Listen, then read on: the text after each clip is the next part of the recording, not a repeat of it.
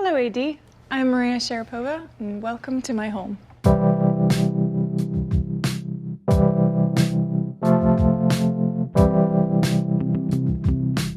So I've always wanted a Japanese-inspired home by the beach. You enter the home in this beautiful courtyard with this Japanese pine and a fountain that we created especially for the space. And then you enter into this double, triple height ceiling, which gives you so much air and space and light and makes you feel like you're at the beach. Well, I love homes that have an indoor and outdoor feel, and I think the light plays a big part into this home's atmosphere. In my previous home, I had a lot of colorful, a lot of greens and pinks, colors of art. And when we built this home, the walls were all concrete, and that's probably why it took so long to build, almost 3 years.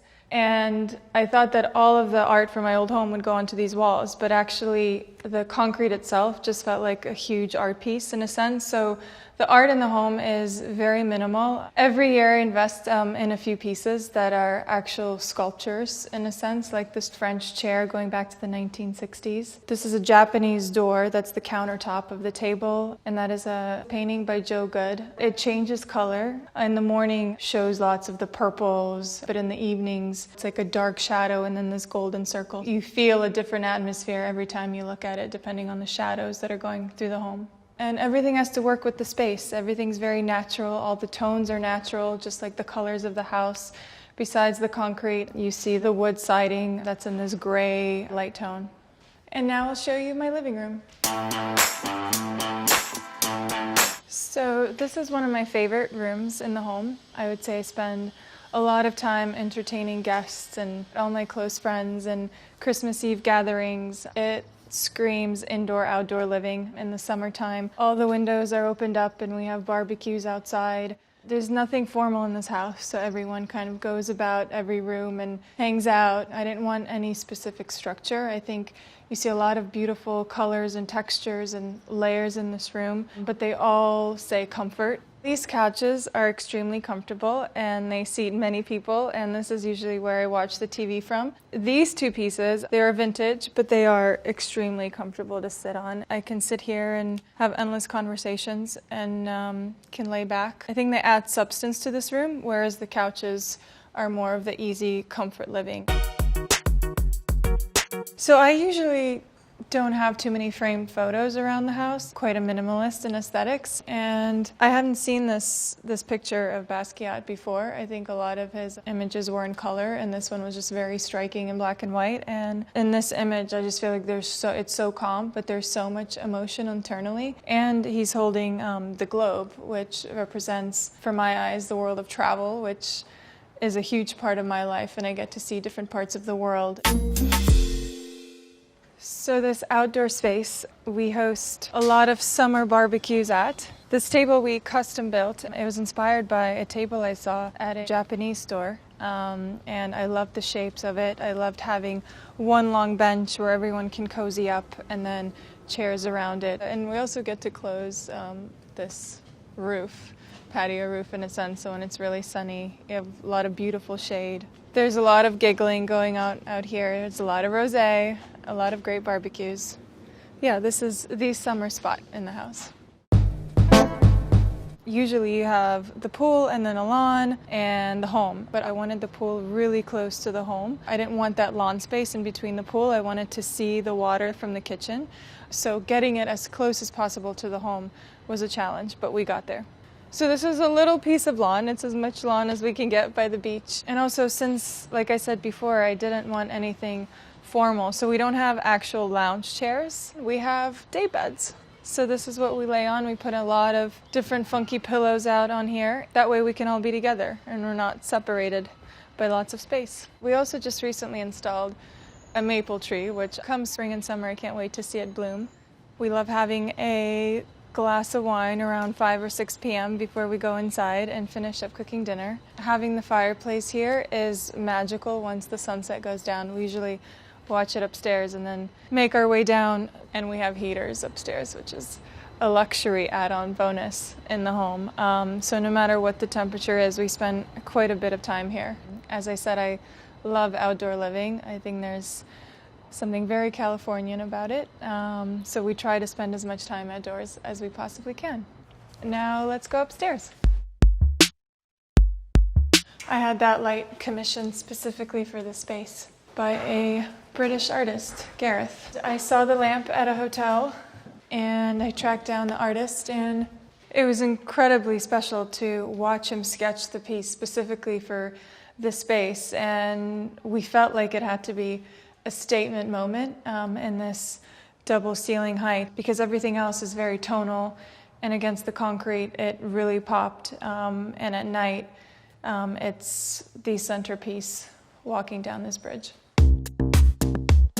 I would say this is the most intimate and coziest room in the house, just because it's separate from everything else, and it's in a very quiet corner of the home. I don't really have a proper office in the home because I wanted everything to feel relaxed, and nothing was made with a purpose, like you had to do something specific in each room. But I usually find myself here with either my phone or my computer, working on all the things that need to get done. I love browsing through architectural and design coffee table books. Usually when someone gifts you a book like that, you put it on a shelf and never pick it up again. But I actually lay them out and I open different pages at different times of the day, and then you actually get a sense of what's in the book, and sometimes it inspires you to design a home.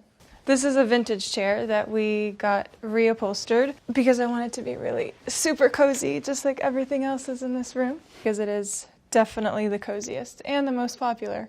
It's sheepskin, of course. I guess a lot of people have really liked visually when they've come up to the space, with the bamboo in the background and this Balinese bench. Even if you don't know much about architecture, I think we can appreciate a beautiful bench, and this one certainly plays the part.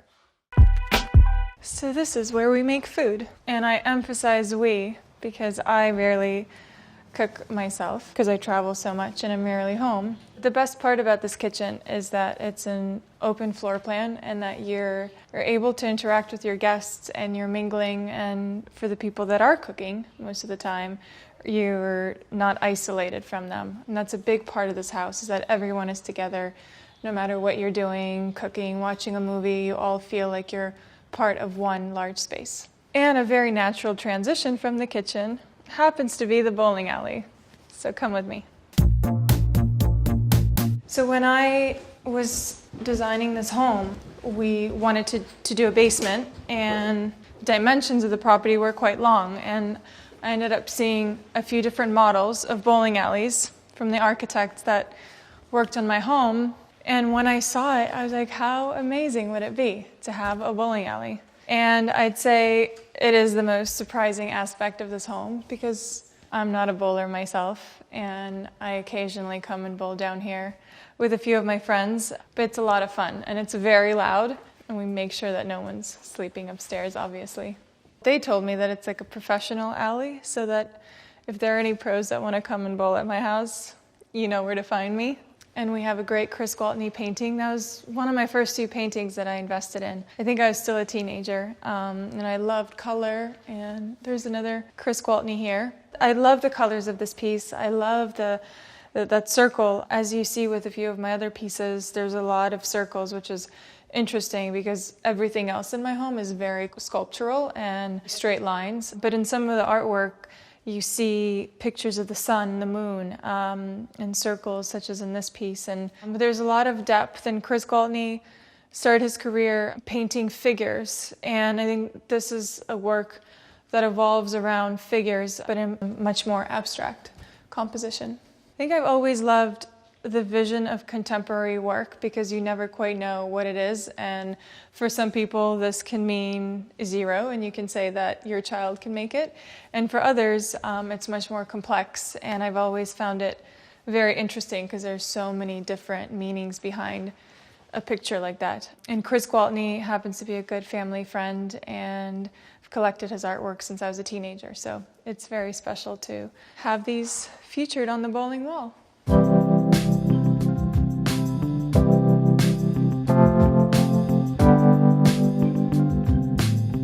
That's it for now. Thanks, AD, for stopping by. See you soon.